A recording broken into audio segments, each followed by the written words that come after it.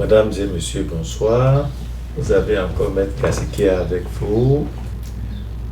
J'espère que vous vous préparez bien pour le week-end. Aujourd'hui, nous sommes là pour discuter d'une nouvelle qui n'est pas si bonne avec ce qui se passe par rapport à l'immigration aux États-Unis.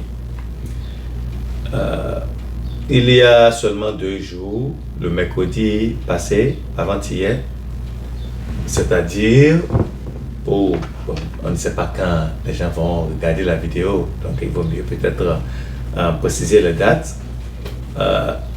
Nous sommes aujourd'hui au 7 juin, je m'excuse, 2024. Donc nous parlons du 5 juin 2024, où le président Biden des États-Unis a pris une ordonnance, ce qu'on appelle en anglais Executive Order, une ordonnance qui limite l'entrée aux États-Unis à 2500 personnes par jour, et il s'est donné le droit de bloquer toute entrée si l'entrée arrive au seuil de 2500 par jour. Alors que actuellement, avec le record que nous avons, il y a plus de 2500 de personnes qui rentrent par jour. Donc, le président américain bloque l'entrée des gens si l'entrée atteint ce niveau-là.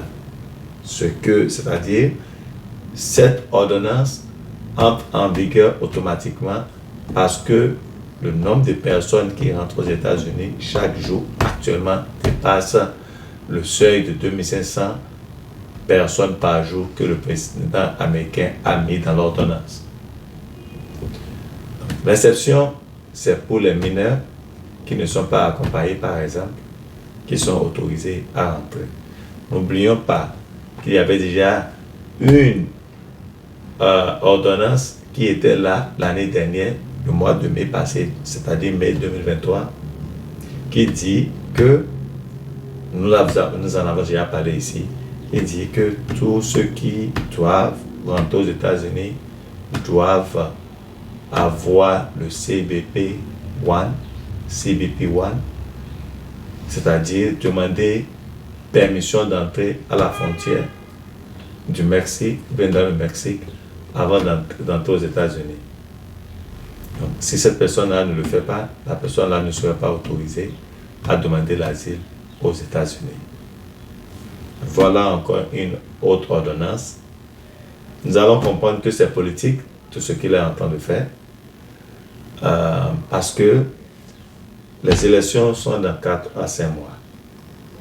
Nous sommes déjà dans le mois de juin. Nous avons le mois de juillet, nous avons le mois d'août, nous avons le mois de septembre, octobre, novembre. Donc les élections sont dans 5 mois. Et il risque de perdre les élections à cause des questions d'immigration.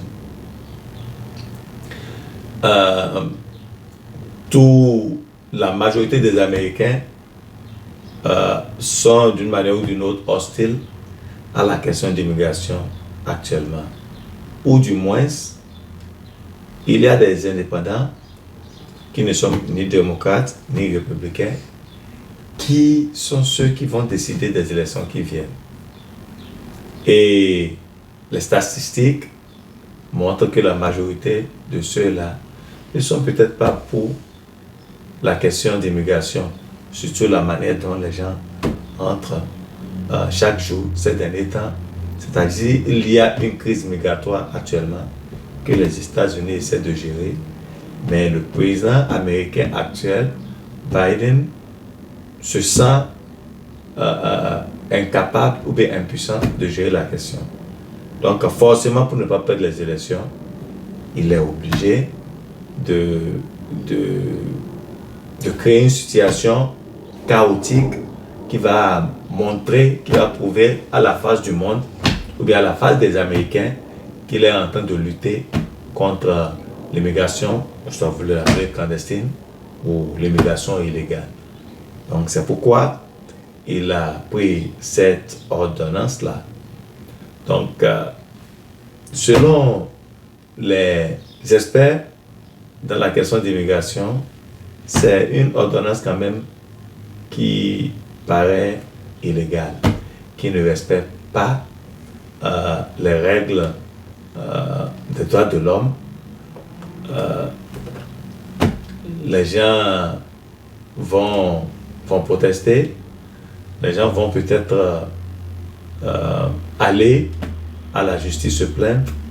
Nous allons voir le reste après. Mais pour le moment, notons que il y a un problème à la frontière et rentrer aux États-Unis peut ne pas être assez facile ces derniers temps à cause de cette ordonnance prise par le président américain il y a 2 jours. Ce sera tout pour aujourd'hui. Nous avons pensé nécessaire de vous informer de cette ordonnance-là qui est prise pour que si vous êtes en chemin en train de venir ici, que vous soyez au courant de ce qui pouvait vous attendre à la frontière. Donc, merci une fois encore pour votre attention. Nous allons vous retrouver à la semaine prochaine. Merci.